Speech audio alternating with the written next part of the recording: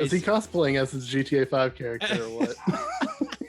Say what you want, guys. Say what you want. You're in the presence of royalty. You're in the presence of royalty. God. I heard all the comments from you guys. Oh, when we were doing the news, oh, he doesn't like retro games. He only plays his PlayStation 5. He only does his PlayStation 4. He's a PlayStation fanboy. But who goes and wins with Nintendo, with the NES? Me. Yeah. The debate king. So I thought I'd dress for the role that I want, not the role that I have. And I'm going to do an open challenge to anybody out there to take me on in a gaming debate. They can pick the topic and I'll still win. If you're a content creator, talk to us. We'll bring you on and I'll crush you, just like I crush these two every single week. It's getting, honestly, a bit boring. And I'm running out of trophies in the house. So someone needs to come and beat me. And yeah, I don't think anyone can. You out there with you think you've got a hidden topic that no one can beat you on? I'll beat you. I'll find a way. I'll dig deep and I'll beat your Xboxes and your PlayStations and your Nintendos and your PCs, and I'll find a way. I'm disappointed yet again in the PlayStation fans for not stepping up when required to support the PlayStation 2 and the blasphemy against the PlayStation 2's launch lineup that does include Time Splitters and SSX. You didn't show up, and because of that, this is the outcome. This is the outcome. Look at what's happened. This is your creation. Listen, they showed up. They saw the truth, and they came in their droves of all 7 of them. And they came to me and they voted for the rightful winner, the NES. That little plumber, the boy that could, right? And he jumped into everybody's hearts, just like me, and saved gaming, just like me. Just absolutely terrible. Vince's dog is absolutely furious with this outcome. Absolutely furious. He's annoyed. This is super just annoyed. It's getting a bit silly now, let's be honest. It is. You know, I don't want to embarrass you all too much more, so I'll take the glasses off. I'll try to come down to your level, bring it down from greatness to. Yeah. Here we go, guys. Bring it back to how is everyone? Good. Take a comment about my butterfly shirt. I can't see that they're butterfly. Now you've said it, I can see that, but it just looks like a load of colours. What is it? Something. It's just butterflies, but COVID, not being kind. Like this used to fit very nicely.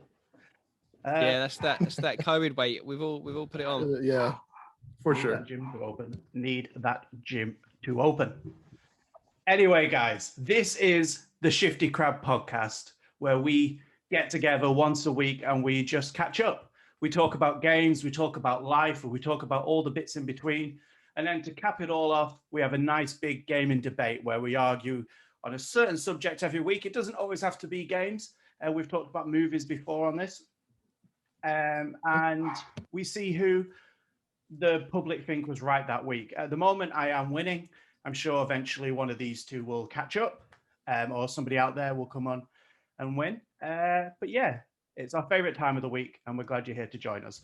Joining me, as always, is the best beard in the business, Mr. Xbox himself, Vince Haley.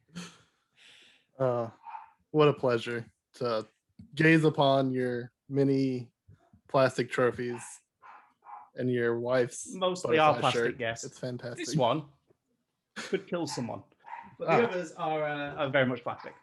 Vince, that beard's looking extra lush today, extra combed. Oh yeah, I always try to make myself presentable for camera. You're always this was not like this, Vince. Oh yeah, always presentable from 2 a.m. till 2 a.m. every day. Presentable. 24 hours. That's a long day. 24 hours a day. Sleep. No sleep. You're presentable. No I sleep. forgot to use your new nickname. I was thinking about this this morning. Like he's got the beard. He loves Gears of War. Why don't we just call him the Beards of War? The Beards of That's War. fantastic. It's the Beards of War himself.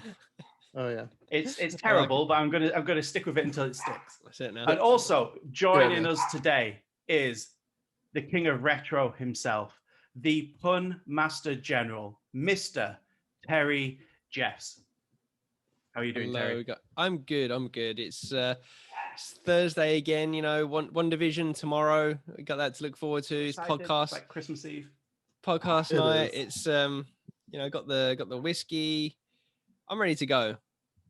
Let's bring it. Yeah, it's going to be. I'm coming all cylinders for this one. I'm ready for this. I know Vince has got a little something up his sleeve for us today that we don't know what it is. Oh, I sure do.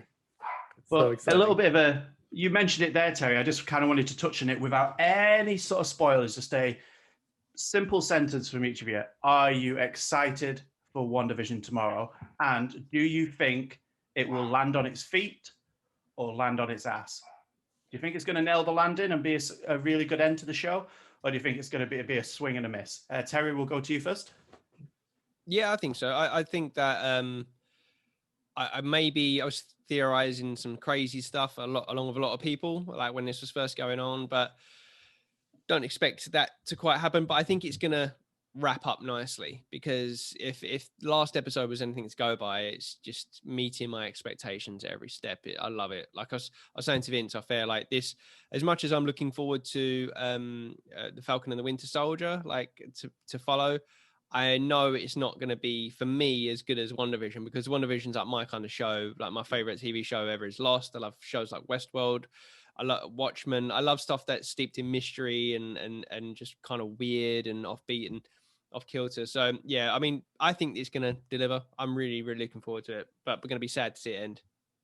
Yeah, I like shows that can theorize and those shows that make you sit at the end of it. Like we've done basically every time we speak at the weekend, we're like, what did you think? What does this mean? Like, what could this mean? What potentially is going to happen? And then, and I don't think you're quite going to get that from Winter Soldier and Falcon and the Winter Soldier every single week. I'm sure it'll have moments. Yeah. But that's going to be more Vince, popcorn, I imagine. Mm-hmm. Same question to you, really. Do you think this is going to land on its feet? Do you think it's going to nail the landing? I hope so.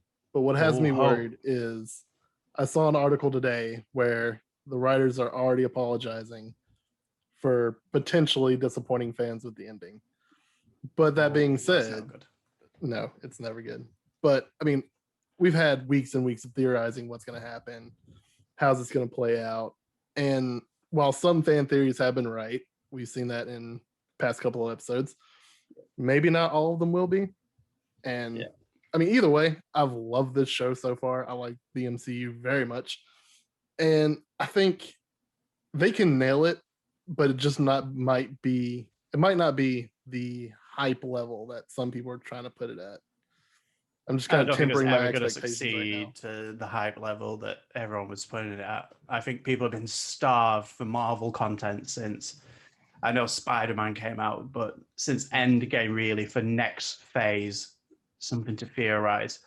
And I think so people have been really heavily relying on WandaVision. So I don't think it was ever going to meet everyone's expectations, but they're doing a damn good job so far. Quick fire question. Yeah. Name a show that ended that pleased everyone. The finale. Go. Lost. No, that was Lost was certainly not it. I loved it, but yeah, I know a lot of people hate it. So the original, before they brought it back for some reason, Scrubs. Yeah, I like the original last ending of Scrubs. But even that we can't like call it really a finale. Yeah, because then they brought the med school shit out afterwards, and that ruined it. I'm trying to think. So my point is they rarely ever meet expectations, and a bunch of people, regardless of what tomorrow's episode is going to be like, tomorrow's episode is going to piss off a lot of people because people have something in their mind, and if it doesn't reach that, then they're not pleased. But anyway, let's move out of the murky waters of WandaVision into a more solid ground, which is what have you been playing, which we start every podcast with. I'm actually going to jump in quickly today because it kind of goes on from Marvel. That I have just rolled credits on my first playthrough of Miles Morales. Very nice. And That game is very good. Very, very good. I really enjoyed Insomniac Spider-Man. I've played through that game twice at different intervals. This game, I finished the main story yesterday, and then today I just spent collecting everything, doing all the side stuff, and now I'm just working. I've got to complete it with New Game Plus and one other achievement, and then I've platinumed it. And I think it's going to be my first platinum because Hitman I obviously delayed because I was moving over to PlayStation 5. None of my saves have gone over to PlayStation 5 for some reason. I'm still trying to work that one out. That's strange. Yeah, it's been a little bit of an annoyance. So same with Assassin's Creed. So I'm either going to have to play them on PS4 or start again on PS5. So I haven't worked that one out. But I've really enjoyed it. The controls are incredible. Like the feel, they've just polished it all in little bits, like quality of life stuff in there. And the speed of the game is incredible. How does it compare? That's good. Yeah. To the original Spider-Man for you? Like, do you like it more or as much? Or I like this one more. Okay. I like this one more purely because they improved on the bits that didn't work so well in Spider-Man. For example, and none of this is spoilers, I'll stay totally away from spoilers, is you have a phone app now that alerts you of the crimes and stuff like that and jobs that you can do to help people around the city that aren't crimes. And you can complete them on your phone, and then they give you like a kind of review, and side missions can lead to you getting the suits. So certain side missions you can get suits, and side missions, those characters come back into the game quite a few times. And the crimes aren't as you've got to do 5 crimes in this area, 5 crimes in this area, which is very blocked. It's a bit more of a flow to it. And at times it was overwhelming because all of a sudden everything opens up and you've got 100 things to collect and do. But they're really, really interesting, and all of them have a purpose, and you have a really good payoff. And they've even put some more puzzle elements into the game, which is really enjoyable. I was so impressed with the speed of the game, not loading the game and up, which is incredibly fast, because you would expect from a PlayStation 5 game and an early PlayStation 5 game. But even doing the fast travel is instantaneous. Yeah. Like it's instantaneous. Like you click to where you want to go and you hold that button down for a second to confirm and you're there anywhere on the map. So it makes collecting things so much easier. Because I never used to fast travel on the last game because it just took a little bit too long. So I'll just whip around, and it's good that they've got J.J. Jameson doing his podcast in there again, which he was in the first one. So he's always funny. They've added a second podcast, which is really fun. And is it J.K. Simmons in it or? Oh, brilliant! Yeah, and Troy Baker's in this one as well, doing something, and he's excellent as usual. And you see, like, it's really cool how they take Spider-Man out of the equation, because obviously, if you're to be Miles Morales, and at first people just don't like you. Like everything you try and do, the police like, just leave it. Why are you even trying to help us? You're shit. Like, and then it's how he turns it around. It's really, really good. And I think the acting's better. The story, I think, is better. And yeah, there's a few. What's the soundtrack like? Incredible. Yeah. When you take off, it's like the classic Spider-Man music, but they've Into the Spider-Verse it. You know, so it's got a lot of trap beats, a lot of synth in there. It's really, really good. Very lo-fi as well at times. It's so fun to swing around and just listen to music. And his animations are really good. And because it's on PS5, it looks fantastic. So yeah, sure. I've had an absolute blast with it. And it's not the longest game. It's a decent game. I don't think it's a difficult one because it's expensive, obviously, because it's a PlayStation 5 game. It's a full price game, but it's not. It's probably about half the length of the original game, but there's kind of more in that story. Like in this one, there's more little bits to the side, and is a better game. So it kind of like one of the other, you know. With the visuals, Adam, you said that it looks really good. Are you playing it in fidelity? fidelity. So is that now running at? Because I know they did a patch. Was that for Miles Morales or was that for? I know they did a patch for one of them where it was like 4K and Miles Morales they did that. Yeah, 60 frames and ray tracing, just because they were two separate things, wasn't it? Then they patched it. You said, oh no, you can all do it in one mode. That's so cool. Yeah, so it's so smooth and it's so pretty, and the ray tracing is you're running up the buildings and you can see everything. And what's really cool is like most of the buildings you can look in. You can see through the windows and there's people in there doing things, like you're running up the walls, and it's a really, really good game. And they do some really nice nods to the MCU in general. There's some little teasers, little bits here and there. And there is a post-credit scene that's really cool, which kind of sets up what's next.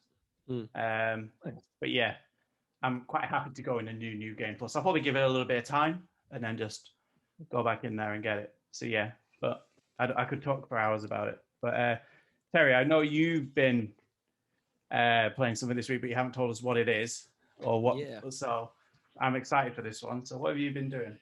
So yeah, this one I've actually been playing for the last few weeks. Kept this one close to the chest because I was playing Horizon, obviously, but I took a quick break from that because yes, I have returned back to Eorzea for Final Fantasy 14 Online.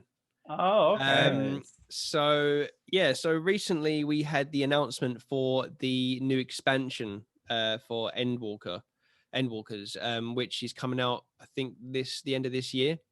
And it started drumming up all the excitement in me again. And I was like, this happens all the time with this game, by the way, because I bought it back in launch and I just keep getting called back to it. And I'm just like, I can't find the time to play this, but I couldn't resist any longer. I had to go back. We have to go back, as they say in Lost. The great quote.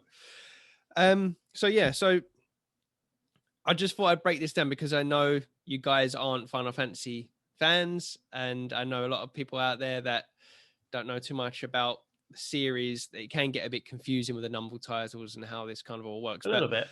Yeah. So obviously the Final Fantasy games are the numbered games are all completely unrelated.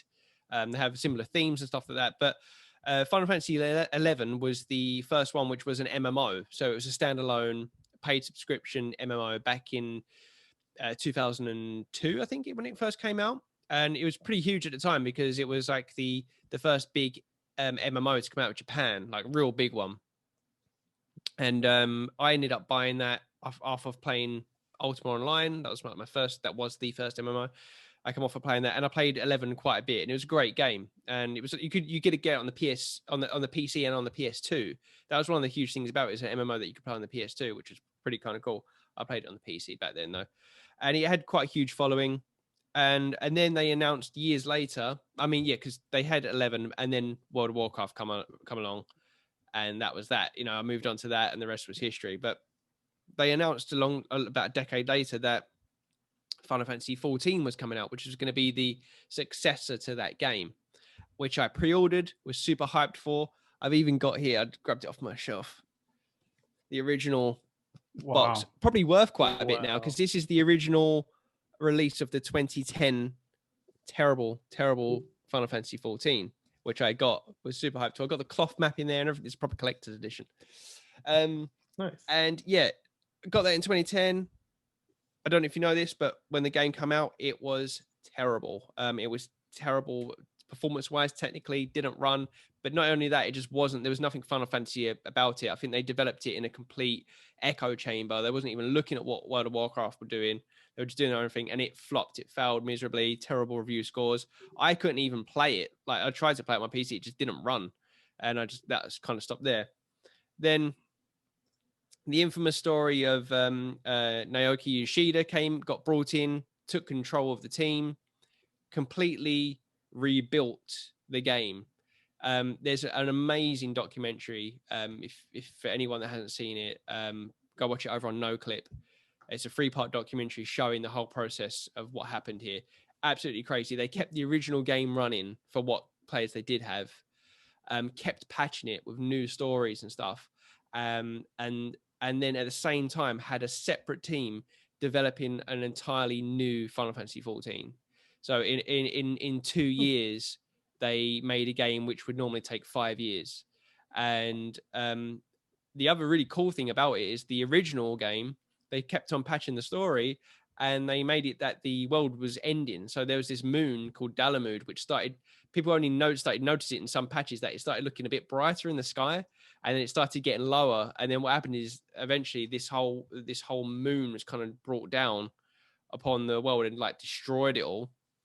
There was like a huge battle, and then their world just kind of ended. And then it was reborn on A Realm Reborn, which came out in 2013, and which came out to amazing reviews and was amazing. And I got that on day one. And I'll tell you what, guys, I played that game so much. 2013 and throughout the whole of 2014, I put hundreds of hours into Final Fantasy 14 A Realm Reborn. That was my game. That I pretty much played that all the time.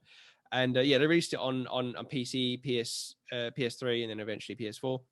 But yeah, I mean, Yoshida has become like a legend now for what he did with that game. He's now the director of Final Fantasy 16, which we saw the trailer of, which I'm quite excited about that.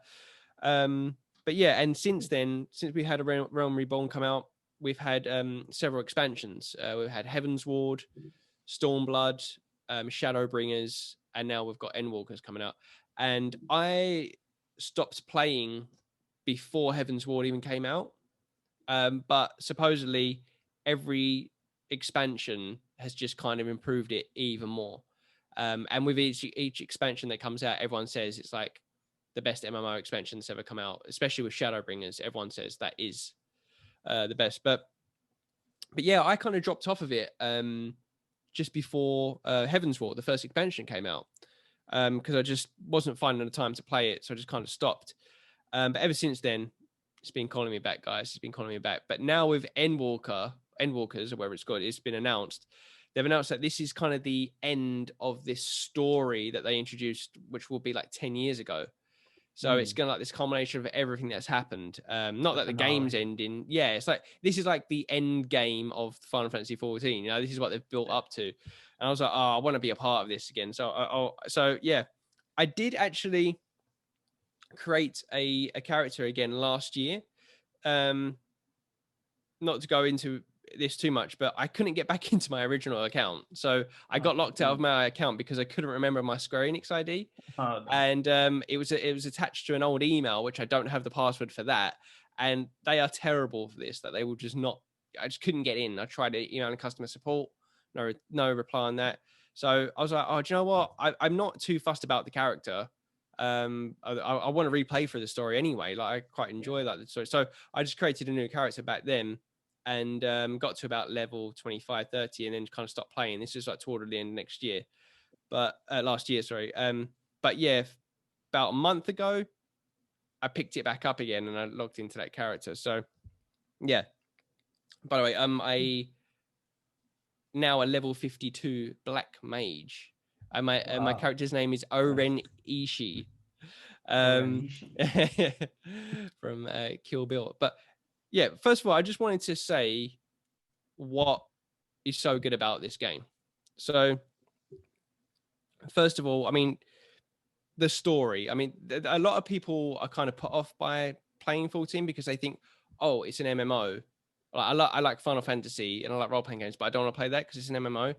And I would say 100% give it a try, because if you are playing games like even Destiny or I don't know, like what's the one set in New York?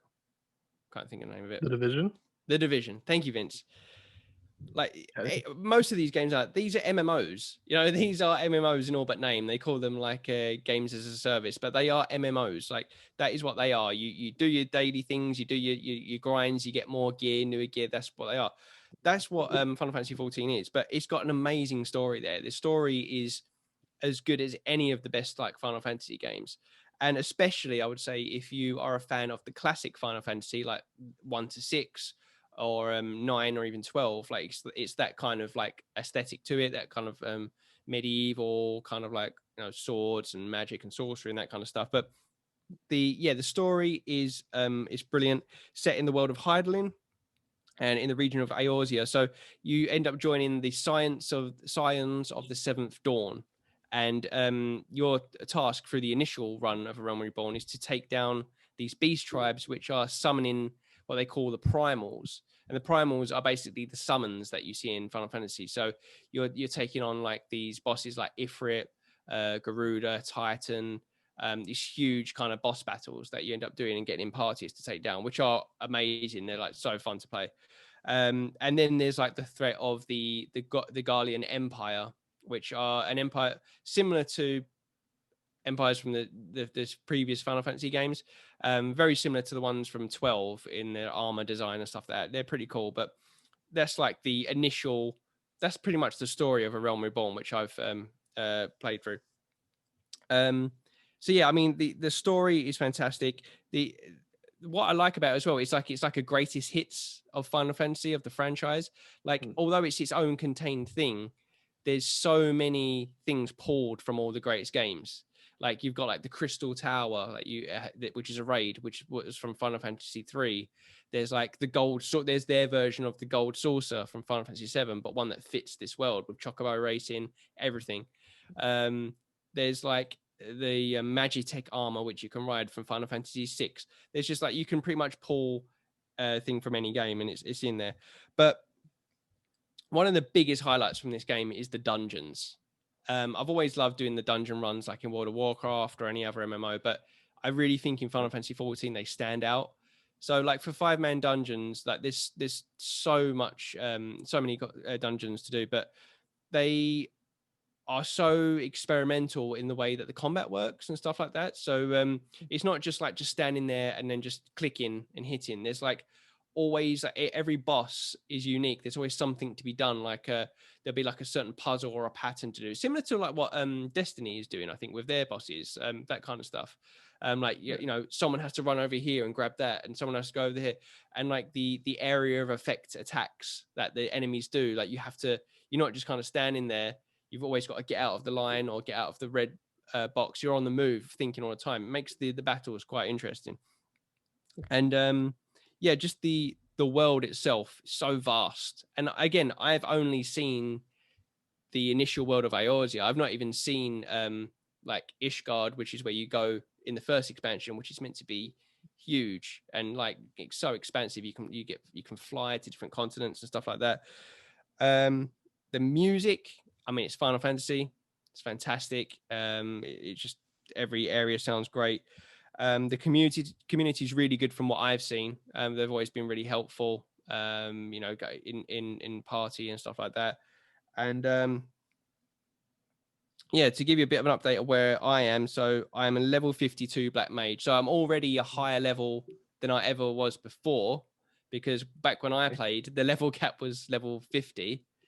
So I got to 50 and was doing a lot of end game stuff back then. I was a level 50 Dragoon. But now, yeah, I'm a Black Mage. So it's basically just like, you know, doing spells like fire, ice, lightning, that kind of rotations. And yeah, I've completed A Realm Reborn, which is the initial game. Defeated Ifrit, Titan, Garuda, stopped the Garlean Empire. So now I am now past that.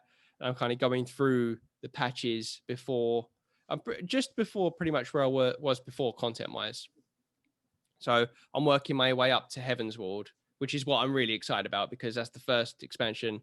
I haven't seen any of that. I'm really looking. Apparently, the story in that is meant to be absolutely epic. Did want to throw out there that at the moment I'm playing the free trial.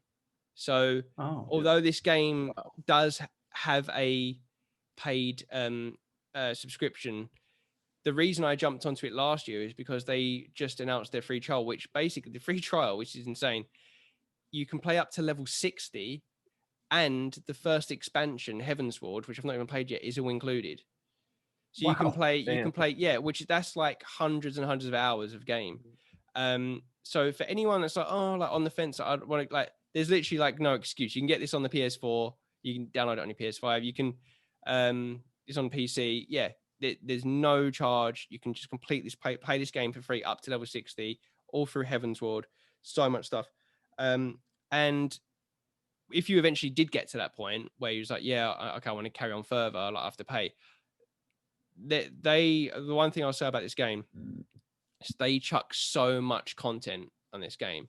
So like when each new expansion comes out, during that expansion's lifespan, which is normally about, I think it's about 2 years, a year or two, there'll be like a major patch every 3 months, free, you know.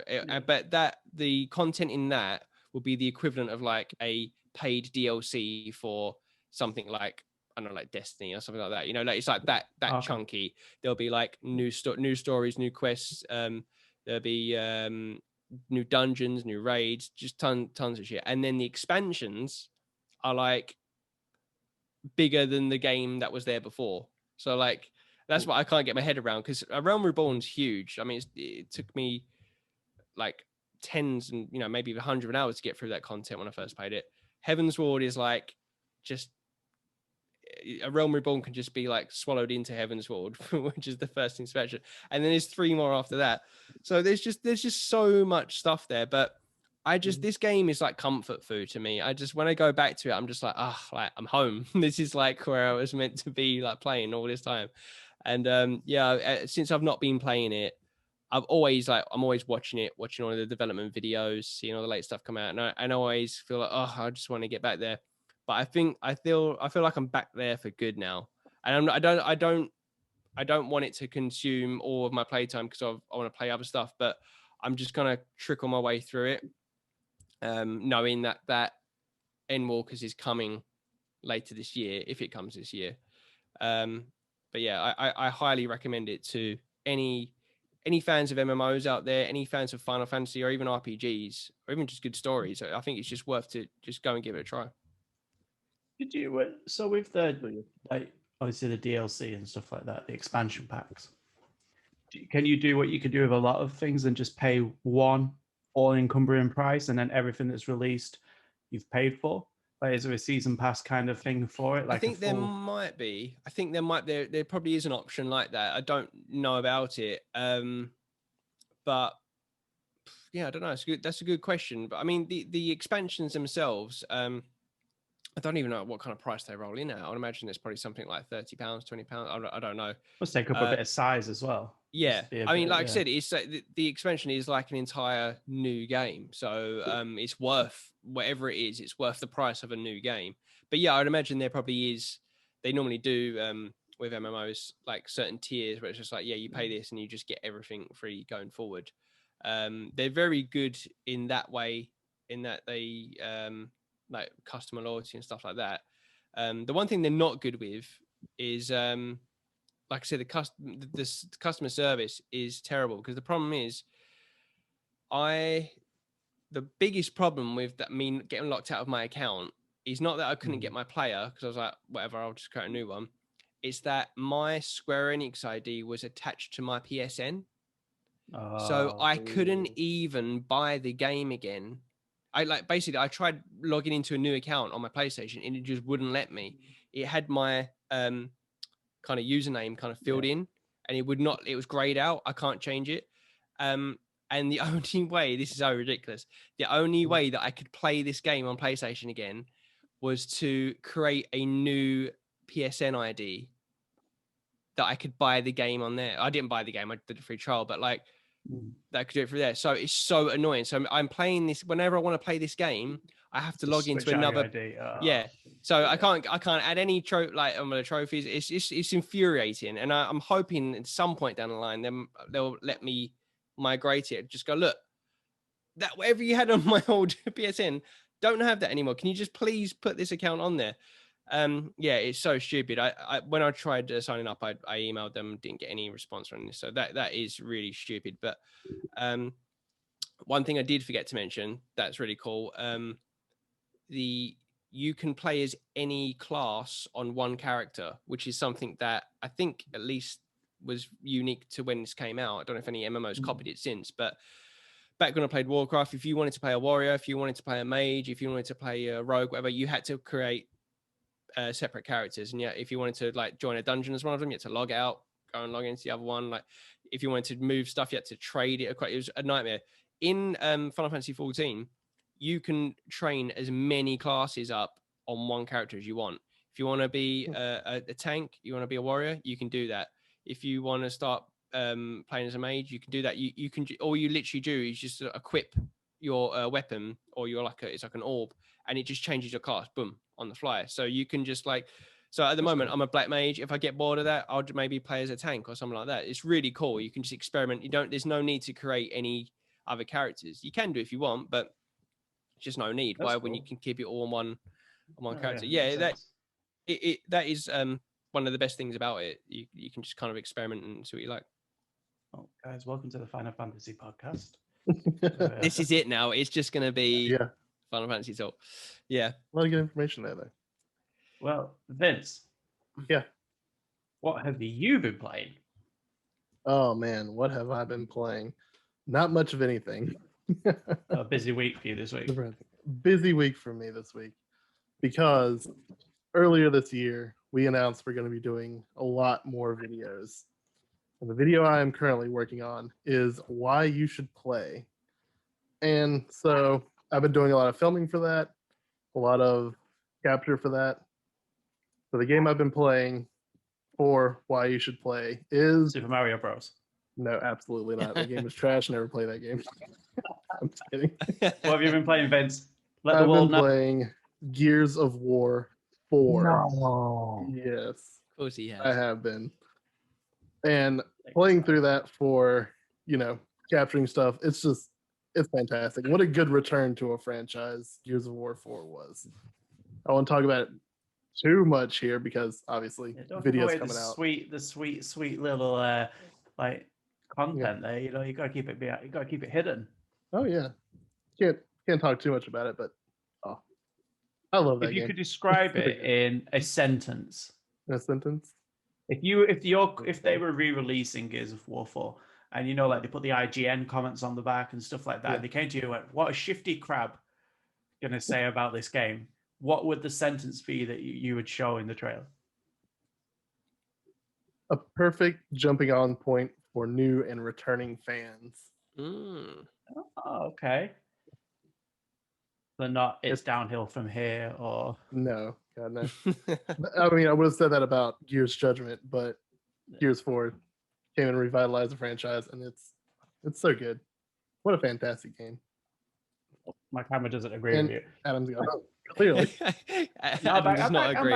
It doesn't know how great that game is. I'm so excited for this. At the start of this series, obviously they're going to be sporadic and spread out through the year because they take a lot of work. But I cannot wait for this. It's going to be probably our first feature. So no pressure, Vince. No pressure. All the pressure. It's not quite ready yet. It's still got but it's getting close.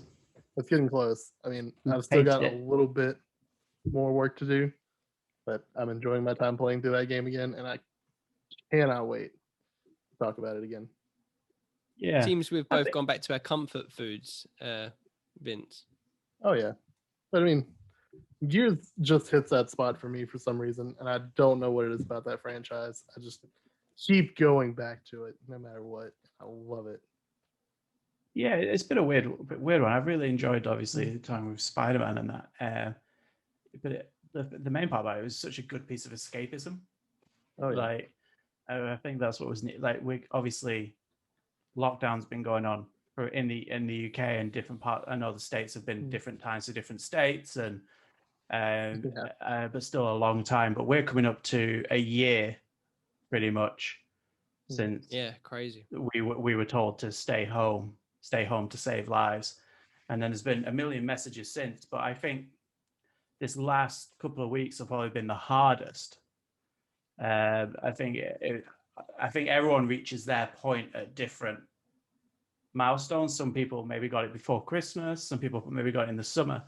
But this bit is the bit that I'm finding the most difficult. The same every day. Obviously, Shifty Crab and that have helped incredibly with that. And it's something that I'm so thankful for. But yeah, man, this last week has just been a mental battle. And having Spider-Man there and being able to just escape and be a superhero and just fly around New York, it's just been such a I think it's one of those things that we take games for granted because we play them all the time and we can sit here and say, this game's good, this game's bad, blah, blah, blah. But at the end of the day, if a game can give you a freedom of escapism, then it's good, whatever it is. If it helps one person just be happier, then for me, it's a great game. I think that's a good point, actually, Adam, because I don't really think about it too much, but because it's just like my hobby anyway, it's just like what I do. I can't imagine not like someone not having that. You know, and other people might have it in different ways, but it must be tough, to, especially right now, to be in that situation where you don't have something where you can just kind of go and you kind of just switch off and you just go, you go somewhere else. Because that's just what games like do like for us, and you can. It doesn't matter what's going on every night. We know that that's there. We've got something to look forward to. Like for people that don't have that passion, or if they don't have anything like that, it must be, must be a real struggle. Yeah, and especially for people who have passions like that, but due to the current situations can't do them. That must be really difficult. I think we're lucky in a sense of, yes, we have games that we can fall back on, but now we also have a platform where we can talk about them. And share stories and almost live in the real world virtually, because we can have those conversations and like talk multiple times a week on camera about why games are great and why games are sometimes not so great. And it's such a cathartic experience. For every moment of stress in getting something perfect or a technical issue or something like that, when you like play a game and you get an hour of just not thinking about life, that's great. And when you can come on here and you can talk for an hour and a half, half an hour, 2 hours, and then you press end record and you step away and you think, I feel 10 times better than whatever I felt like beforehand. And I think so. Yeah, I think this week's been a pinch myself at how lucky I am. And it's helped me very much through a difficult mental week for me. So, I'm feeling very thankful for all games this week, even Gears of War. Yep. And Final Fantasy. It's the year of games. It's not the year of the ox. It's the year of the games. No.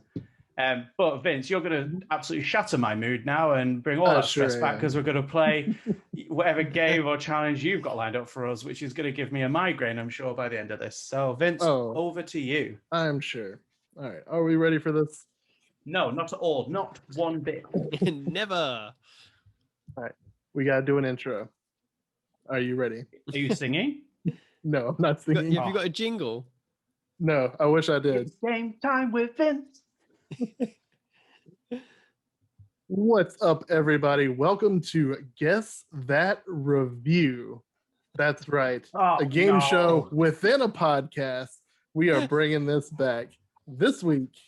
Back by popular demand. Back by popular demand. Whose demand? Who demanded this to come back? Mine. Vince. This was my idea. And it's sticking because this week, I know earlier we talked about WandaVision and we talked about how great the MCU is. So I figured I'd go over to letterboxd.com, pull some 1-star reviews from 7 MCU movies. That my challengers today get to guess which movie these reviews are from. Joining me for this episode of Guess That Review, we have the Pun Master General, Terry Jeffs. What's up, Terry? Are you ready? It's good to be here on this game show within a podcast. Oh, absolutely. And joining us again, trying to maintain his victory, the master debater, Adam Very. How's it going, Adam? Yeah, I'm doing good. A bit of Marvel stuff going on. Maybe I have an advantage. I hate you, Vince. Maybe. But for a second, when you said WandaVision, I thought you were sticking with one, and I thought you were doing one-word reviews. I was about to have a panic attack. I was like, how am I going to work this one out? Okay, let's bring it on. Let's get to the rules. First of all, I have switched up the hint rules. So, you still get your pick of 2 hints. For this one, you either get year of release or one character from the movie. And this being the MCU, that could fuck you over. Like, that could fuck you really over. fuck you up. Yeah. Does that Especially include post-credit scenes? Potentially. We'll see. Don't be a dick. You'll just say Nick Fury for every film. No. There's a lot more characters to pick from.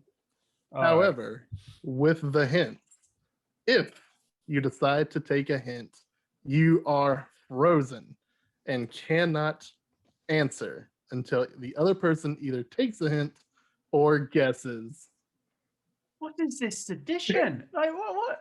Wait, what? So we can take a hint, but then we can't guess the answer? If you take a hint, you're frozen out and I get a free guess. Exactly. After 2 hints, you should be able to get the movie.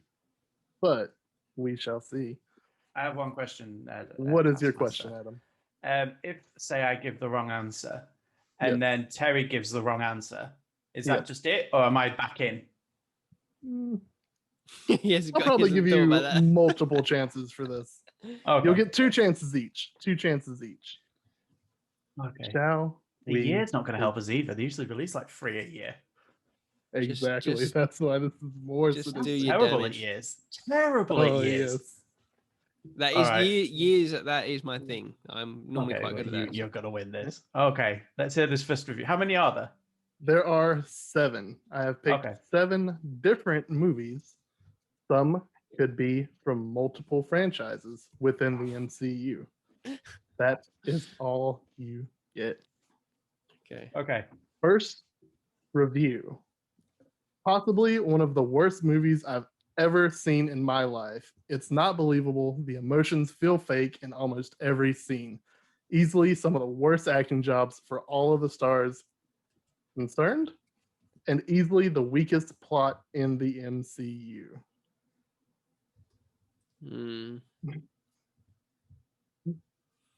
Oh, this is gonna be good. The thing is, like with these user reviews, this could be anything. It could be an absolute masterpiece of a film, and someone's just ranting and raving. So trust me, it was hard to find reviews. So I'm gonna go in. Okay, Adam. Avengers: Age of Ultron. Oh, that's what I was gonna go for. Incorrect. Oh, thank God I didn't. Thank God I didn't. So okay. If he hints now, am I back in the game? Because I'll be frozen. If he hints now, you get to use your second guess. Well, then what's the point of me hinting? He could get it wrong again. What? Tell me, why would I hint? That's what I don't get. Why would I hint? Because then if I get it wrong, you've got a hint and a guess, haven't you? You've got a hint and a guess. You have a hint and 2 guesses. Yeah. Right. I can't do year of release because he'll get it. Oh well, I'm terrible. Potentially. Right, go on then. Give us the year. The year of release. This movie was released in 2016. 2016. What year are we in now? We're in 2021 now. And we did not have a Marvel movie about in 2020. No. Okay. But Terry's frozen out. Yeah. Terry's frozen. Can you read the review one more time? One more time. Possibly one of the worst movies I've ever seen in my life. It's not believable. The emotions feel fake in almost every scene. Easily some of the worst acting jobs for all the stars concerned, and easily the weakest plot in the MCU. Okay. Captain America: Civil War. Adam, you are correct. That is Captain America: Civil War. Just did that to myself, it's just ridiculous. You gave me the year. That's actually, it's a year I could work out. It's a year I could work out. It might be the only one. You never know. Okay, I do have repeating years on here. Oh, joy. Just to make this easier, Yeah, just to make it easier. Because like you said, they released 3 a year at this point. Our next review. Bad CGI and effects, boring performances, a story that is cliche and predictable. There's really not much to latch onto here unless you just like crappy CGI explosions and quips. As an adult, I expected more out of my movies, and this was the first domino to fall in the infantilization of cinema at the hands of Marvel Comics. I have a theory, but I'm scared. Yeah. A theory, but you're scared. It's the I'll go in. Okay. The logic here is that explosions and quips and the infancy that I'm going to go with Guardians of the Galaxy. Adam, you are incorrect. Oh. Harry. God, you know what? I would have gone first. Take the hint, Harry. It worked out well last time for you. What are the hints available to me? You can have an actor, a year or an actor from the film. A year or a character from the film. Character from the film. Could I get that quote again, Vince? The quote is: bad CGI and effects, boring performances, a story that is cliche and predictable. There's really not much to latch onto here unless you just like crappy CGI explosions and quips. As an adult, I expected more out of my movies, and this being the first domino to fall in the infantilization of cinema at the hands of Marvel Comics. I'm going to be honest, there might be a pretty decent hint in there as well. I'm just going to throw this out there. Okay.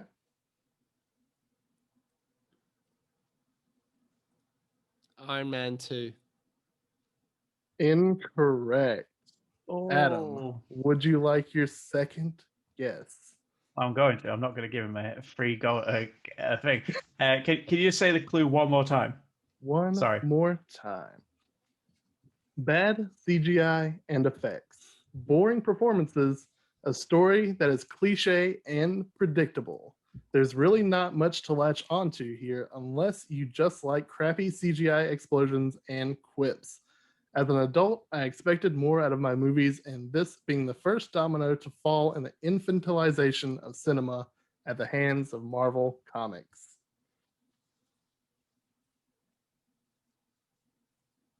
Where the fuck is the clue in that? Okay. Okay. What did you say, sorry, Terry? I said Iron Man 2. Iron Man 2. Mm-hmm. That was a predictable story.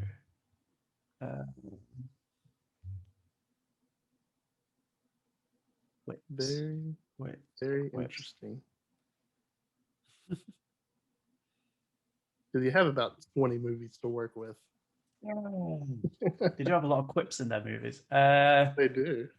I am going to go. Hang on a sec. CGI explosion. A lot of explosions in a lot of movies. All of them, some would say. I'm going to go with.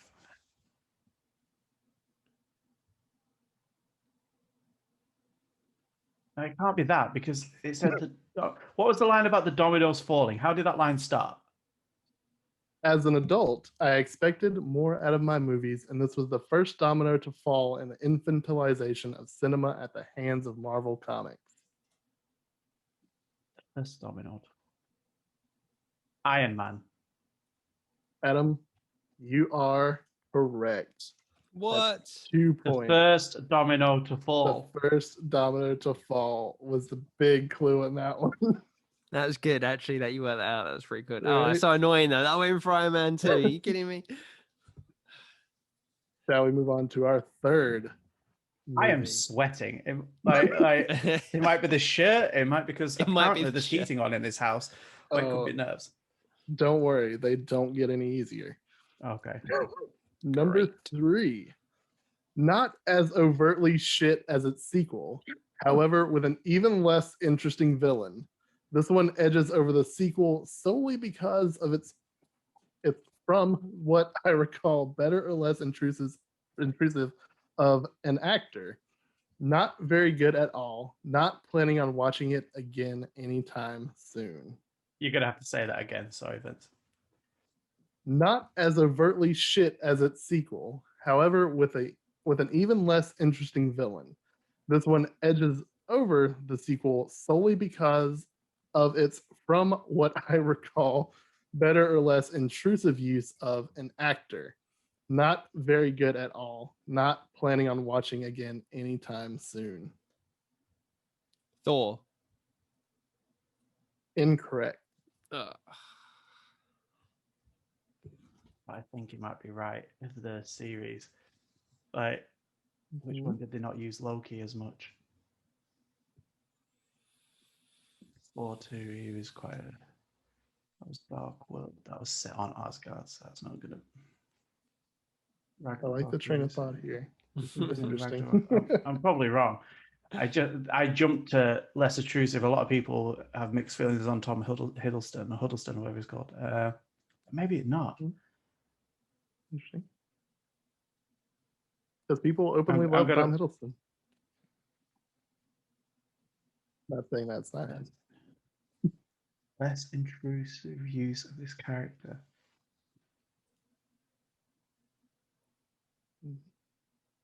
I'm going to use a hint.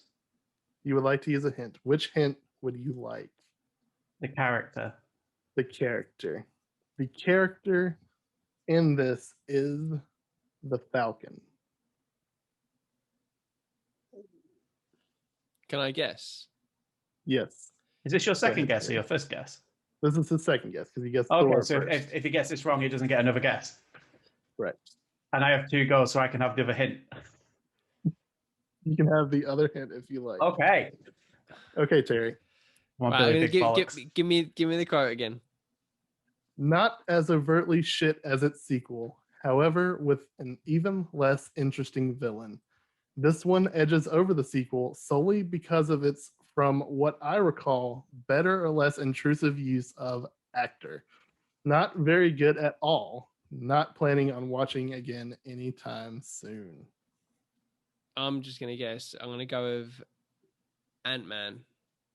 Terry Jeffs, you are correct. Yeah, that's what I've got. It was Ant-Man. It's what I've got written. Oh, you want me to sit on there? I've got Ant-Man written down. The actor in question, Michael Pena, who I thought really good in that movie. He's fantastic in that. He's fantastic in that. On to number 4. No clean sweep today. No clean sweep today. Impressive how this is identical to the first one and also worse at the same time. Also, I'd like to say this isn't revenge rating. For that time, some friends dragged me to the theater and made me waste $12 on this. But it's at least a little bit revenge rating from that time some friends dragged me to the theater and made me waste $12 on this. That's it. I think. Can you just read that? Okay, well, if you're gonna go, if not, I'm just asking to read the first bit. Yeah, no, go on. Read it again. Read it. Read no it risk again. in going. Impressive how this is identical to the first one and also worse at the same time. Also, I'd like to say this isn't revenge rating. For that time, some friends dragged me to the theater and made me waste $12 on this. But it's at least a little bit revenge rating for that first time some friends dragged me to the theater and made me waste $12 on this. Adam. I'm ready to go. Unless Terry's arguing and he wants to go first because he said... No, go on. Avengers 2, Age of Ultron. Adam, you are correct. It is Age of Ultron. I wasn't going to go for that. So. Well, what were you going to go with? I was going to go with Guardians Volume 2. It bobbled in my head, but then I thought one of the common themes of Avengers 1 and 2 is just fighting a shit ton of robot aliens. So, number 5. A complete farce that makes a mockery of some of the most serious storylines in the comics. It's more like Scary Movie or Meet the Spartans than a serious film that should be taken seriously. I'll never waste my time on another blank movie if they want to disrespect my time like they did this one. There's one obvious guess for this, but... Terry. Iron Man 3? What is your guess? Incorrect. It is not Iron Man 3. Adam. For The Dark World, or 4-2. Incorrect. Oh. Terry, we are back to you. Can we get the quote again? Sorry. A complete farce that makes a mockery of some of the most serious storylines in the comics. It's more like Scary Movie or Meet the Spartans than a serious film that should be taken seriously. I'll never waste my time on another blank movie if they want to disrespect my time like this one did. I'm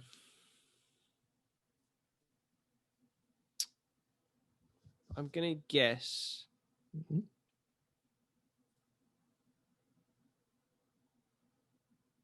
Doctor Strange? Incorrect. Back to Adam.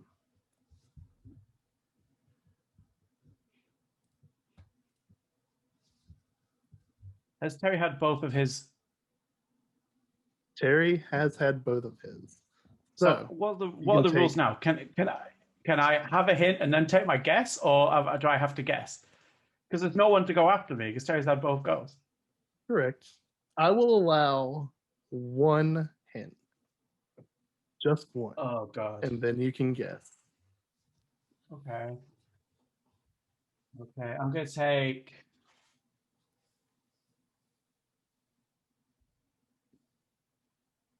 more like... What were the two movies that were mentioned? Scary movie or Meet the Spartans. All right, give me the year. The year was 2017. So many of them will come in 2017.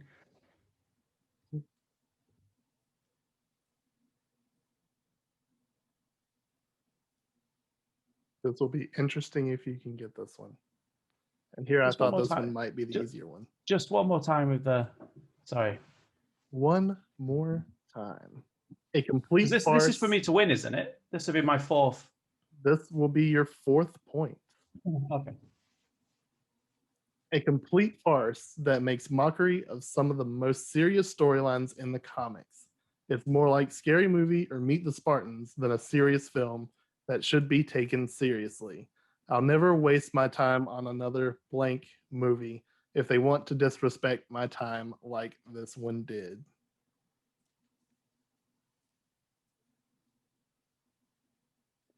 So I can talk from my thought process on this one a little bit, Kai, because there's no one coming after me. No one's coming after you. My initial thought would be Thor Ragnarok, because even though it's one of the greatest films, they did all hella and they went crazy with it, and but then my other thought, which I think came out the same year, would be Guardians of the Galaxy 2. Okay. I think they were the two big Marvel ones, and there was one other, and I can't work out what that is. Guardians of the Galaxy 2 could be it, because it was all about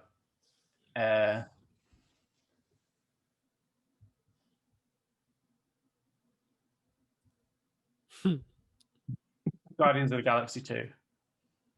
Oh, Adam. No. Adam, you were so close. You were it is in fact Thor Ragnarok. As soon as he said Ragnarok, I was like, of course it is. It's Ragnarok. Yep. Because the date lined up, and I was like, yeah, that makes sense with the stories. And so we only have 2 more left. 2 more left. So if Terry gets both of these, it's a draw. It's a draw. Okay. However, no, I don't have. I thought about pulling a tiebreaker one, and I didn't. It's a shame. Okay, I'm ready. Too late to pull it now because it was a mess trying to get these. I bet. Next movie. A dull, poorly directed mess that forgets to make the audience care about the plot. Too much happens while simultaneously too little happens. Battle scenes are horribly shot and edited, and any momentum this bloated thing tries to build is cut short by the editing. Direction never rises above that of a subpar television show. Attempts at comedy are funny purely because of how bad they are.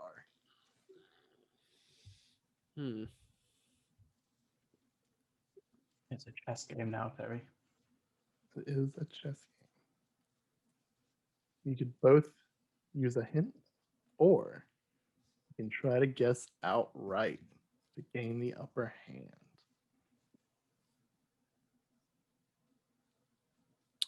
I'm going to guess. Just going to throw it there. Yeah. What have I got to lose? The hone is on this guy. Yeah. The Incredible Hulk. Incorrect. Adam, what do you think this movie could be? No pressure, but this is for all the marbles if you get this right.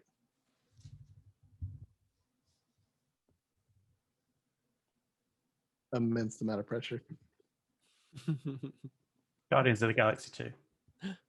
Oh. Incorrect. Terry, back to you for your final guess.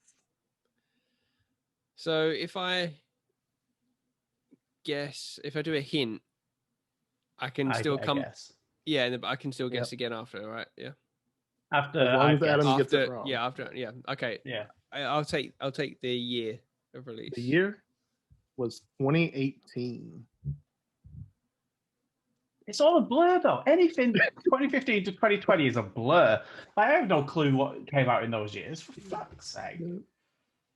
Okay. It's a shame.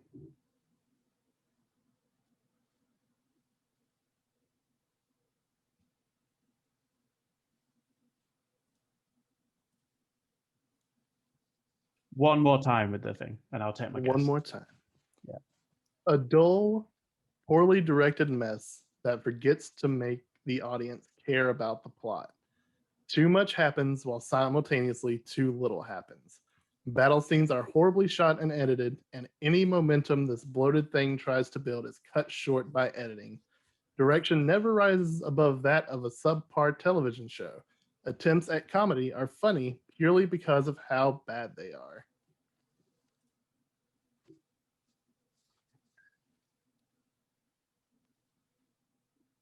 Bloated mess. Bloated. So that means a lot happens in the film, but they think not a lot happens in the film.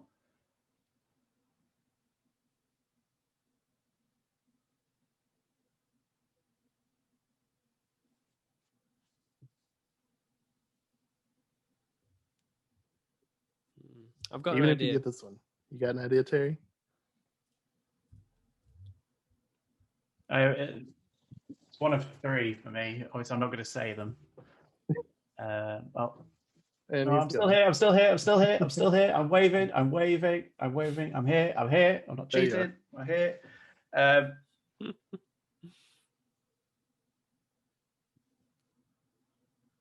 The bloated mess is the bit that's.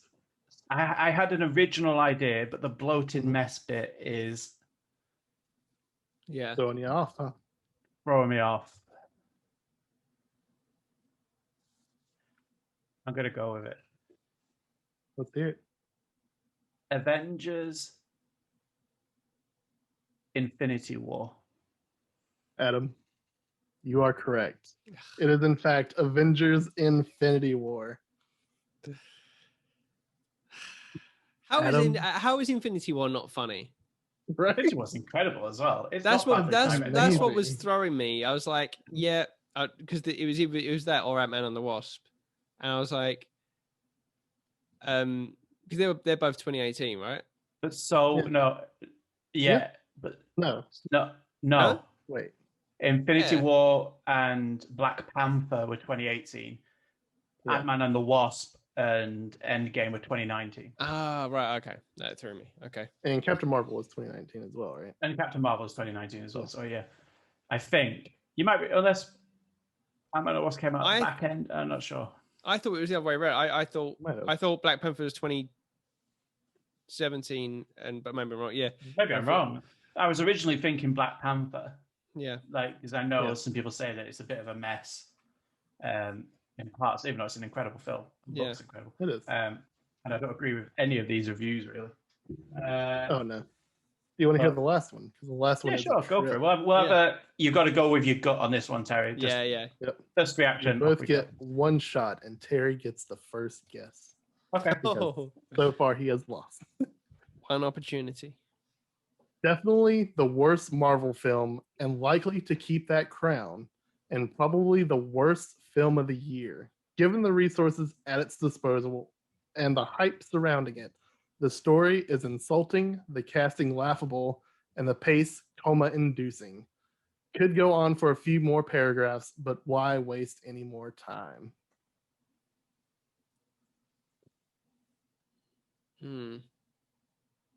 I'm just gonna guess.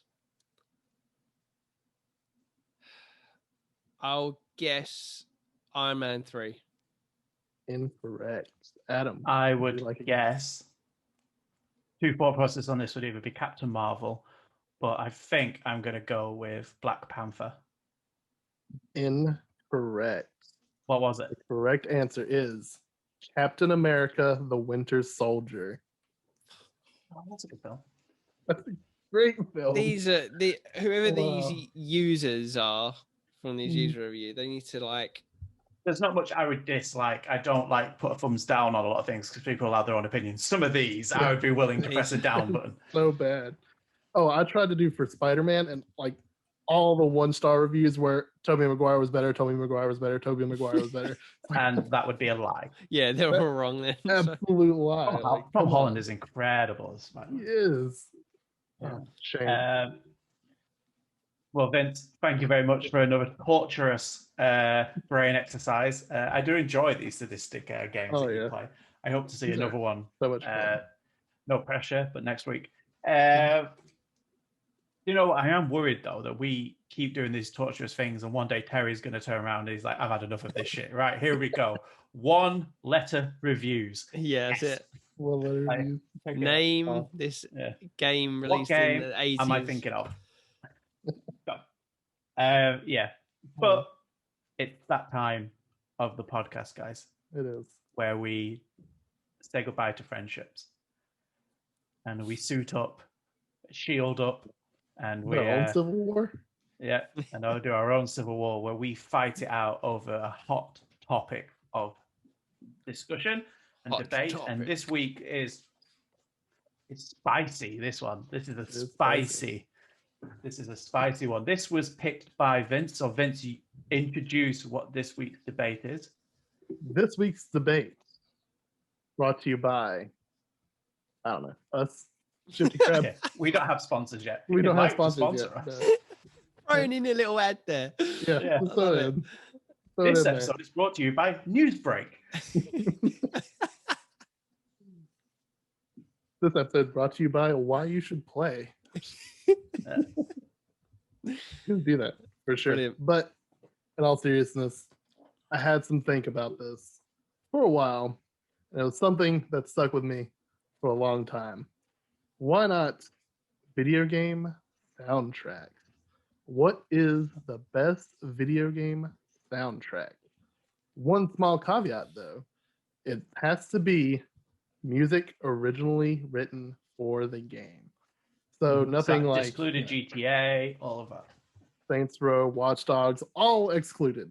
This is originally composed music for the game. And I have not brought up a wheel in order to determine who goes first. So let me do that. As long as it's not me. I went first last week. You did go first. Though. Let's spin that wheel. Terry, while you're spinning the wheel, did you play Watch Dogs Legions? I didn't know. One of the songs in that game is Badil and Skinner, Football's Really? Coming Home. 3 lines on a shirt, yeah. Oh, man. That's so cool. Just drive around London listening to 3 lines on a shirt. It's good. Sorry, Vince. One of the best songs ever. Who's first? So, unfortunately for you guys, I get to go first. The wheel has chosen, and the best gets to go first. Because you know what? There's very few video game soundtracks that I actually listen to outside of the game. Yeah, it's pretty rare. Up there for me was, Bastion, fantastic soundtrack. Darren Korb, the good composer. You had Sayonara Wild Hearts, which I absolutely love. Came at a perfect time for me to enjoy that soundtrack. But one that I keep going back to so very often is Doom Eternal. You want some badass music to rip and tear to? Doom Eternal has it. Yeah, come on. Mick Gordon is a fantastic composer. He killed it with Doom 2016, and I absolutely love that soundtrack as well. But what could do that so much better? Doom Eternal. Come on now. He wrote 30 minutes of music per track to be used in the game.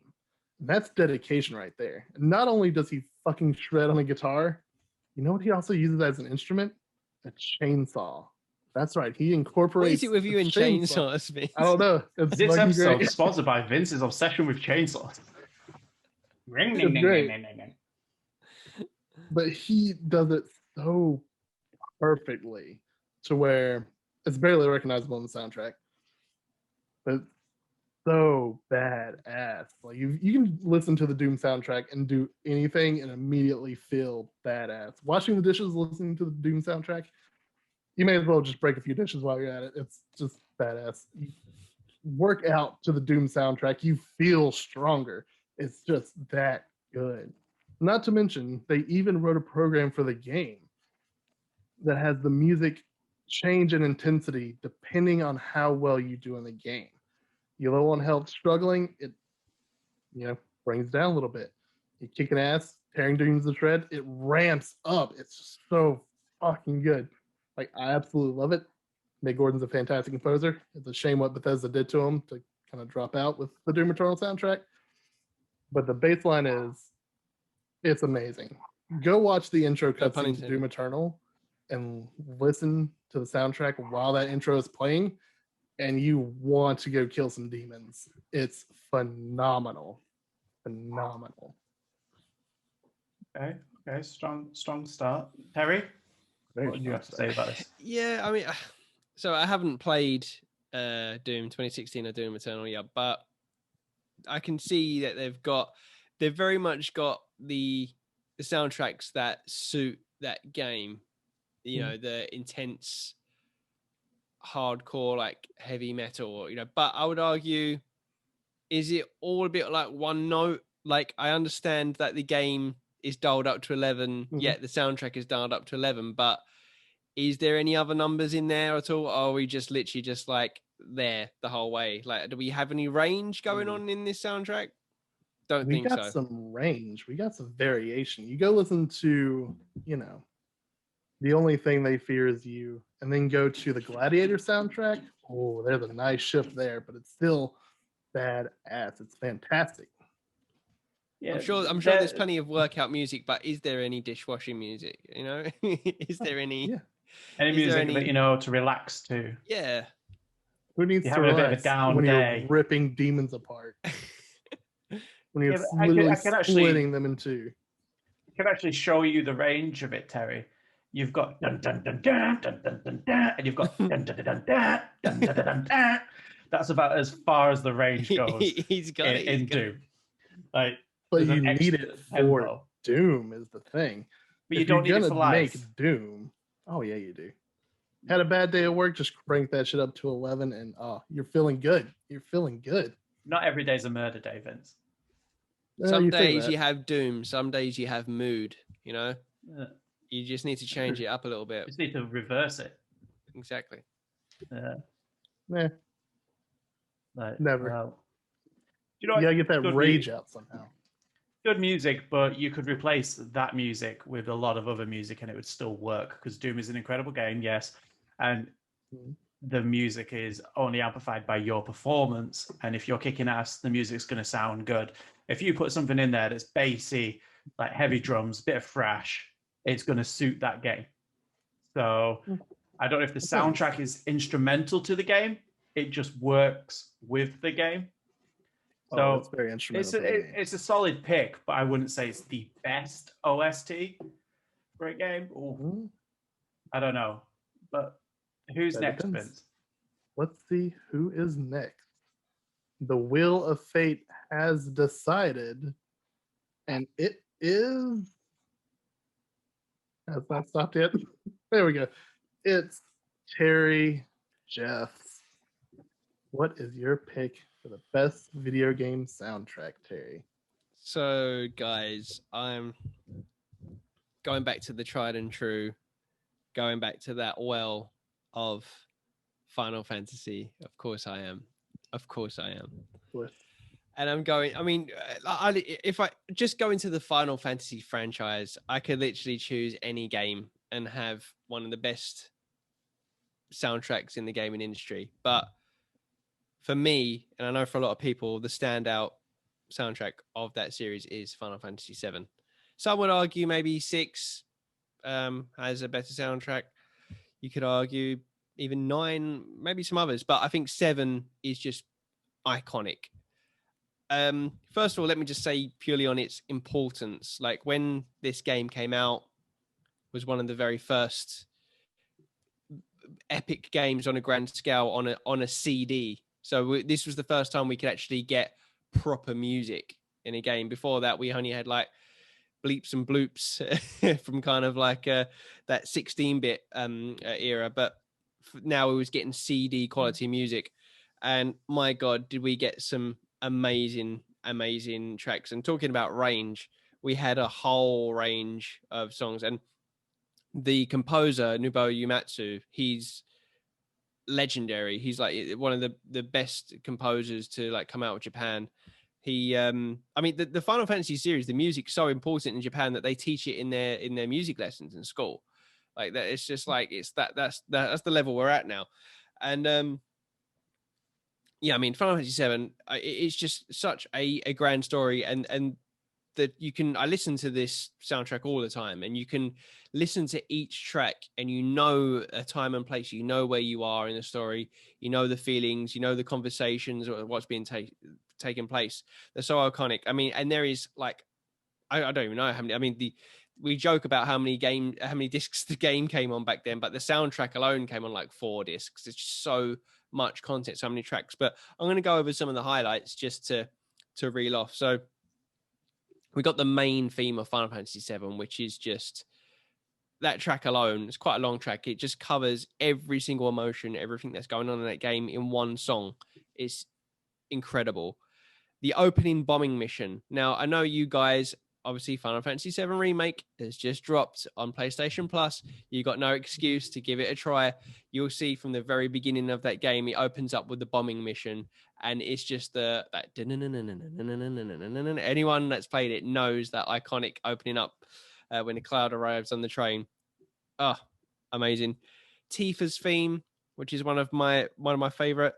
We've got the actual battle theme, Let the Battles Begin, which after playing that game, whether it's you're playing remake or the original, you'll be humming that song doing the dishwashing, Vince. Never mind your Doom soundtrack. You'll just be sitting there humming the battle song.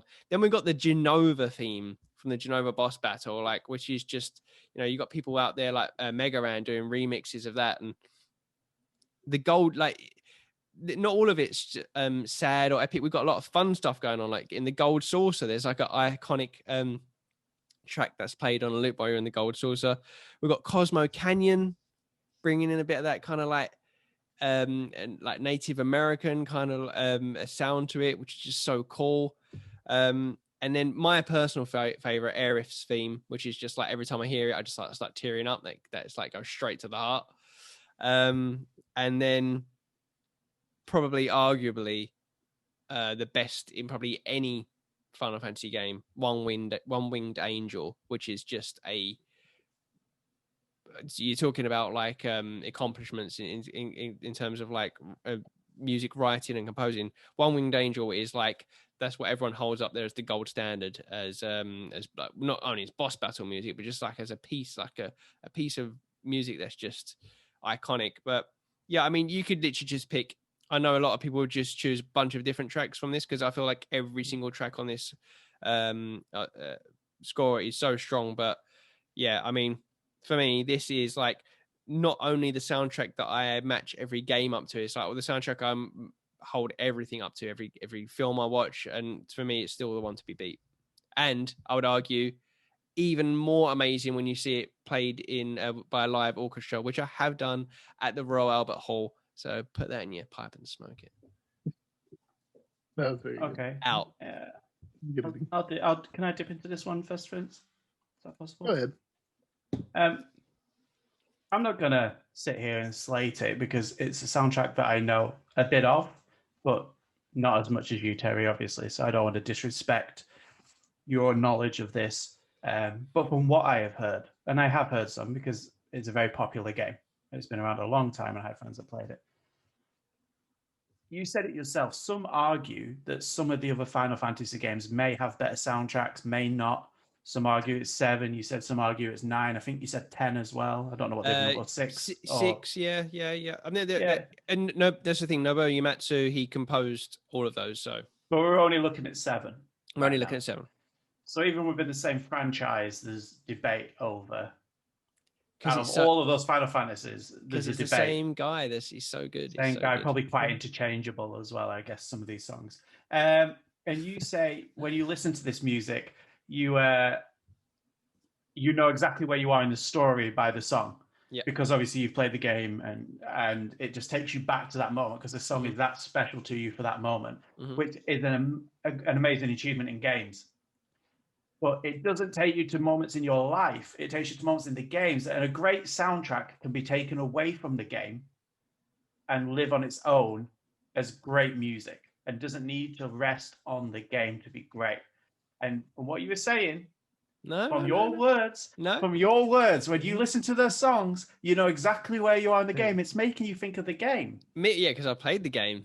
But I don't. I challenge you guys. You could listen to this soundtrack, having never played the game, and you will appreciate how good it is. And maybe you'll start thinking about. And isn't the thing about this soundtrack? Aren't like every single one of the tracks like 9 minutes long? Aren't they a bit lengthy? No. Some of them about 4 minutes, 5 minutes. Oh, okay. But they've all got a bit of length on them, you know. It's not like you can sit and just have, do you know what, I'm going to have an hour and listen to the whole soundtrack. You're going to be like, no, I'll take a week. I'll just going to take a week and listen to this soundtrack. It's not exactly there for you, is it? It's not a car journey unless you're driving to another country. No repetition here, no repetition. Slight repetition with some of the songs. Not all. No, it has got variety, but there is repetition. I will not have lies on this debate there, Terry. I don't really have too much to say about it. Like, I know people hold it in quite high esteem. And people who love Final Fantasy definitely do. They hold this on a pedestal. When you said Final Fantasy, I knew you were going to say 7 because you're predictable. And no, because people hold it on a high stool. So be that as it may, I don't think it holds up as the best OST. Like, Vince, your turn to speak on this. You know, I've never played a Final Fantasy game. Don't have connection to the music at all. Sorry to hear that. But, you know, I've heard One Winged Angel before, just because who hasn't at this point? And my favorite rendition is SpongeBob's One Winged Angel, Stepping on the Beach. It's perfect. If you haven't heard it, it's fantastic. What's this? What? You haven't seen this? No. Oh boy, I'm gonna throw this in Slack for you later, Terry, because it's phenomenal. Let me just pull that link. And Adam, if you want to create a shortcut in the description for it, it's probably not because it's on YouTube, but whatever. It's fantastic. I'll put something in there. You put something in there. So what are you saying, Vince? What are you saying? Yeah. What am I saying? That SpongeBob did it better than Final Fantasy. Yes, SpongeBob did it better than Final Fantasy. Just because it's, I don't know. I don't have that much connection to Final Fantasy music. It all just kind of seems generic fantasy-like, but again, it's very JRPG in places. Yeah. Very, because of when it came out. Yeah, exactly. But JRPG in every place. But JRPGs are a very niche type of music that stay in their lane. I see what you're saying. They had flourishes, but they stay in their lane. And sometimes in JRPGs, the music is very interchangeable. And I think that Final Fantasy games, if you took someone who only had a mild knowledge of Final Fantasy and not like an encyclopedic knowledge like yourself, they would struggle to tell you which song was from which game. You know, in a sense, I think because they're very samey. There are always exceptions to the rules. But as a whole product, from what I have heard, which is only maybe 6 or 7 songs in total, I admit I'm not an expert. it's a good soundtrack for the game, but I don't know if it's a good soundtrack in general. Is what my personal opinion is. Wrong. Let me tell you about mine. Go ahead. You see, Vince, what was your game again? Doom Eternal. Who was your composer? Mick Gordon. Mick Gordon, that was it. And who's your composer, Terry? Nobuo Uematsu. Nobuo Uematsu. Is that correct? And how many Academy Awards have they won? Because mine has won 2 Oscars for composing. 2 Oscars. And has won multiple awards for composing. And has won multiple awards as a game composer now. And his name is Gustav Santaolalla. Or Santaolalla. I can't pronounce his name properly. No, that's because I'm terrible. That's because you won't have heard of him, but you'll have heard of his music. Because he did the music for The Last of Us. I knew it was going to go for The Last of Us. Yeah, you knew it was going to go. I knew it. It is. You talk about predictable. Predictable, but I'm predictable because I am right. The OST for The Last of Us is a work of art within itself. The way that it is composed, and you listen to the album, and I ask you both to just listen to the album and enjoy the music. You don't need to have seen the game. You don't need to have. It's won awards on its own, away from the game, but it has won multiple awards for being the Last of Us soundtrack. It has been nominated for a BAFTA, for gaming BAFTA, not the TV BAFTAs, obviously, the movie BAFTAs. Not only was it so good that if you read any major review of that game, IGN, whether it's the maybe I'm not sure if it's the remaster or the original. I don't know how they do the reviews for the remaster, but it's the same music. They all talk about how incredible the soundtrack is, how incredible the music is. This makes The Last of Us, which is, we can all agree, one of the greatest games of the generation. The Last of Us. Whether it's your favorite game or just a game that you like, you can enjoy the marvel of that game and how well directed and how well it is. The music makes that game 10 times better. You take that music away from that game and it loses something. It loses that magic. Like, not only does it raise the quality of the game, are you telling me, Terry, that, and I think with your game, with Final Fantasy VII, you could put JRPG music into there and it would still be the same game? No. Because a lot of the songs have the same feeling. Doom Eternal, you cannot argue. You put any generic thrash metal in there and you're off to the races. The Last of Us needed Gustav to come in. And you could... Doom Eternal, Final Fantasy VII, great games in themselves, great music. There are documentaries just on his music for The Last of Us. Critical documentaries. And you talk about people learning and people studying. That's what they do with this music. You look, there are more covers for Last of Us songs in games than there are for pretty much any other game apart from Mario. People doing cool remixes with the tune from Mario.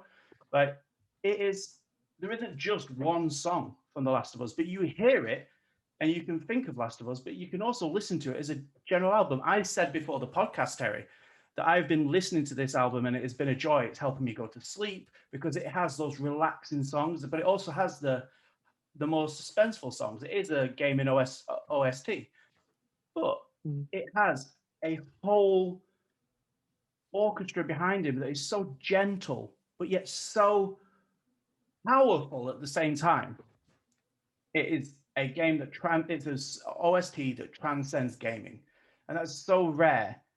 When you look at games trying to move to other mediums, whether that's movies, they don't always work. Soundtracks usually stay within the gaming franchise. This was released on vinyl 2 years ago as a separate thing with artwork that was nothing to do with the game apart from a painted of Joel's hand and Ellie's hand holding hands. And it was called The Last of Us. Not The Last of Us game soundtrack, The Last of Us. And that won awards for itself. And you want to talk about orchestras? They've done it with The Last of Us. They've had the Last of Us orchestras and they sold out. And they did it with they wanted to do it with The Last of Us 2, but because of coronavirus, and they had Troy there, and they had Ashley Johnson there as well, and they did extra scenes from the game with Gustav there composing. and they're some of the most hotly sought after clips because it was a private event. Like, no, I appreciate both of your ideas and both of your suggestions, but it's not a lick on The Last of Us. Bring what you've got. Bring it. Well, I hotly contest your argument that the soundtrack, you could replace the soundtrack for Final Fantasy VII. Final Fantasy VII, like... we're talking about your game because you have nothing to say on my game. Okay, no problem. The identity of that game is its soundtrack. Like, it's like one half of it. It's like you cannot play that and just not be hit at every moment by what you're listening to.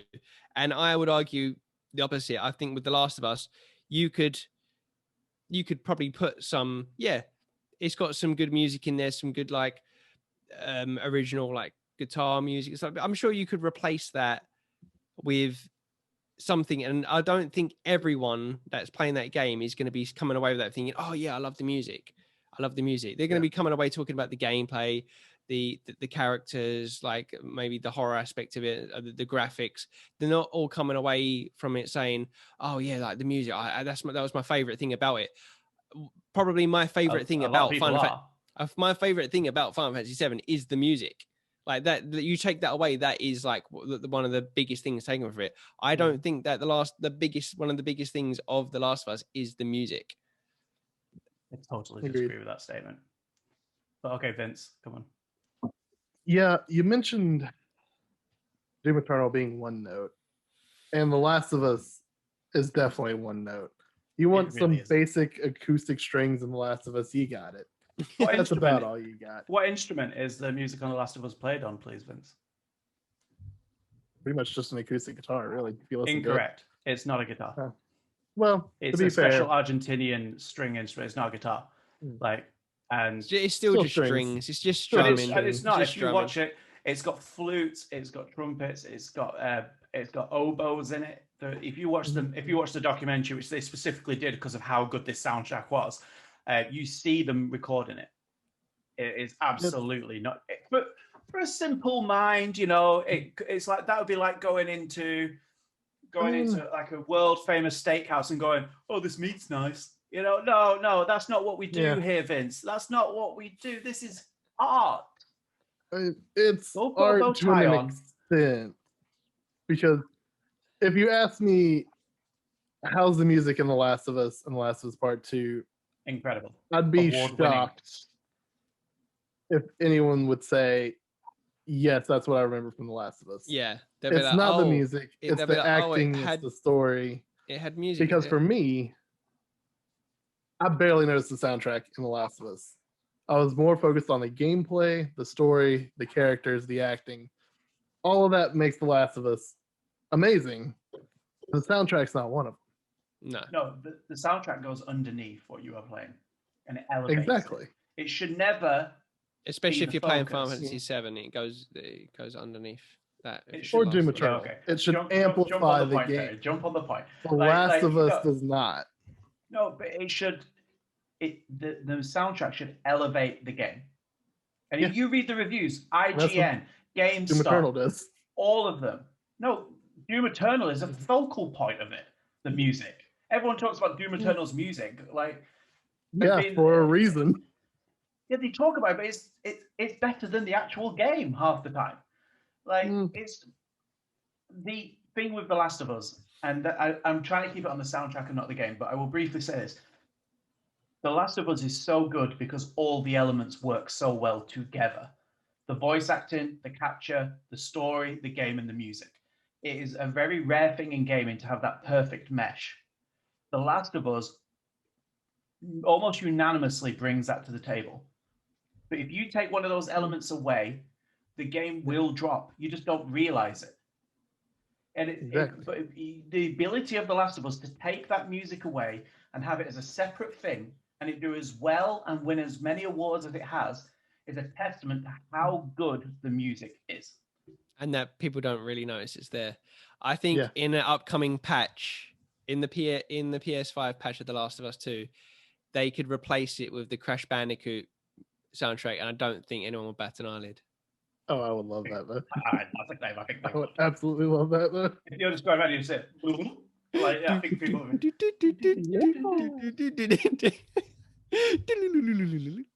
I think people might notice that you're running with Ellie.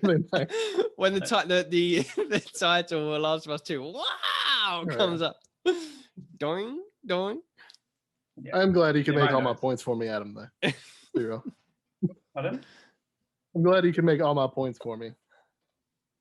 With how Doom Eternal is so much better. Doom Eternal, first of all, are you telling me that Doom Eternal is a better game than The Last of Us?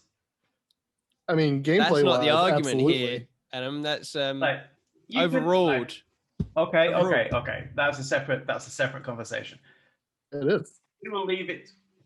I think this is going to be a tight one because I think these games fall into kind of camps where it's die-hard fans. So I think it will be close. I can probably predict the order of this. Like, will be The Last of Us, Final Fantasy, Doom Eternal.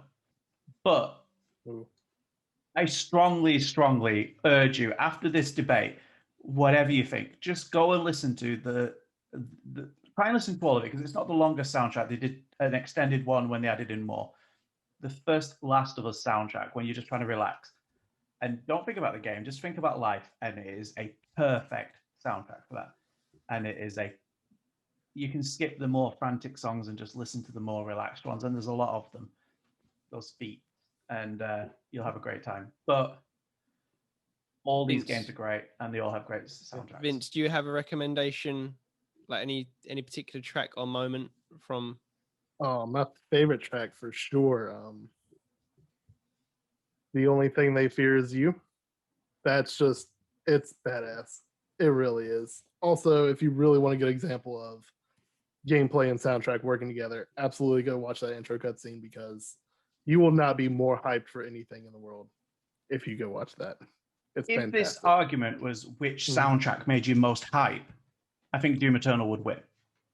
Yeah, it's an incredible soundtrack for that. I just want to say though, for anyone, not what it is, for you guys, and for anyone that may give Final Fantasy VII Remake a try on PlayStation Plus this month, the opening bombing mission, like play it with your headphones on, or just have it as loud as you can. That moment when you arrive in Midgard, when you get off the train, it's the music just kind of like pumps up. It's just like it just works so well. When you're going into the battle system, I'd be keen to see what you guys think as well.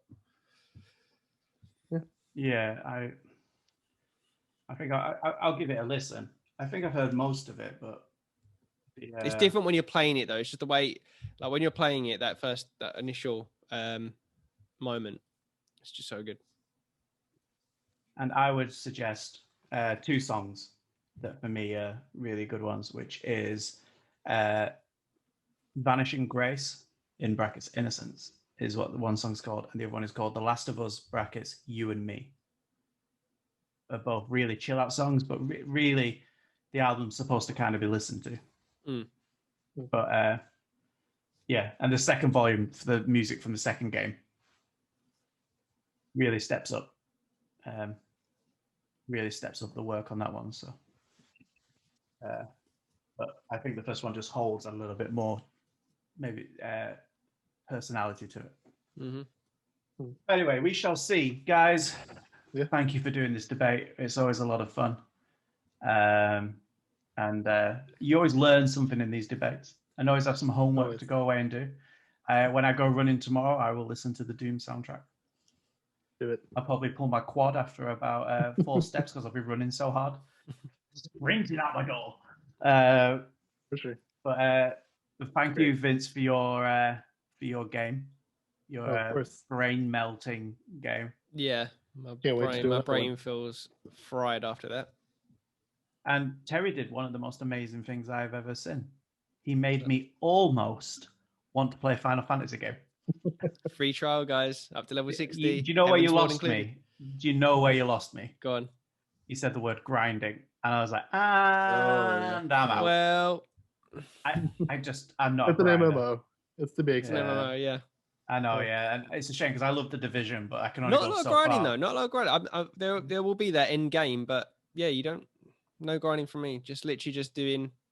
And plus, I didn't mention you get I mean, it's so easy to level now. Like any MMO, when you return to it after a few years, they've like made it easy. So just kind of breezing through it.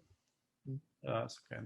And yeah, guys, so this is the podcast. You can join us on Monday, where me and Vince will have been discussing the weekend's news, and there will be a Sunday Fun Day challenge. Let's see if Vince can win this one. He nearly got a clean sweep last week. Almost. He nearly got a clean sweep. Can't believe I forgot about The Witcher, though. I know, yeah. That's the one that slips your mind. I can't believe you pulled Dragon Age out of your ass. Like you know, to pull that one out. But we've been Shifty Crab. We bring you the news all week. You can follow us on Twitter, where we link back to retro games. We break some news when it comes to you. We engage all the time.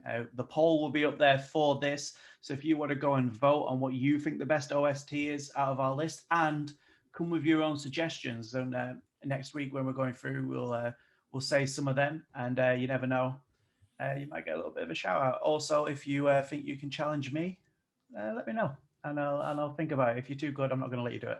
I'm going to work hard on this one, I tell you. I'm going to be out there kissing hands and shaking babies. With a mask on, obviously. That was a good one. Thank you. Yeah, and guys, thank you for joining us as always.